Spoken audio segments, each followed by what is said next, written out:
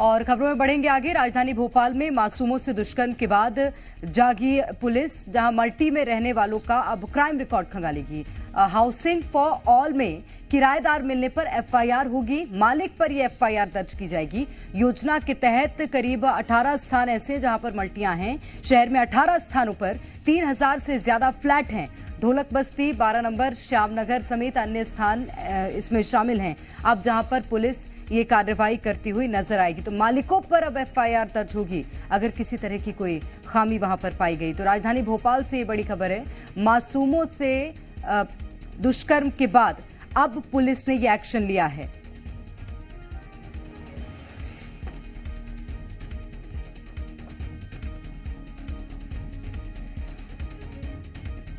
और ज्यादा जानकारी लेंगे। प्रमोद शर्मा हमारे संवाददाता इस वक्त हमारे साथ सीधे भोपाल से जुड़ गए हैं। प्रमोद, अब किस तरह का एक्शन मल्टीज पर लिया जाएगा ये बताइएगा, क्योंकि जब दुष्कर्म हो गया, जब लोगों में आक्रोश देखने मिला, उसके बाद ये एक्शन हुआ है पुलिस का। हाँ बिल्कुल, आपने सही कहा। 100% राजधानी पुलिस अब जाग गई है, और जागी कैसे है कि वो मल्टियों में रहने वाले लोगों का आपराधिक रिकॉर्ड जानेगी।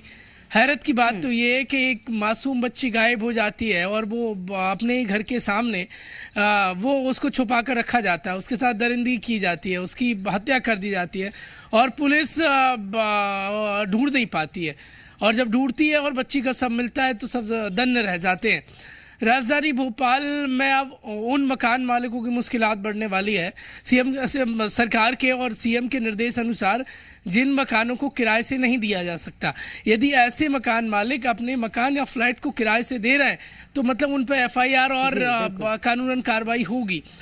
सवाल ये इसलिए सवाल खड़ा हो रहा है क्योंकि लगातार मल्टियों से आपराधिक प्रवृत्ति के जो लोग हैं वो रहकर आपराधिक घटनाओं को अंजाम दे रहे हैं।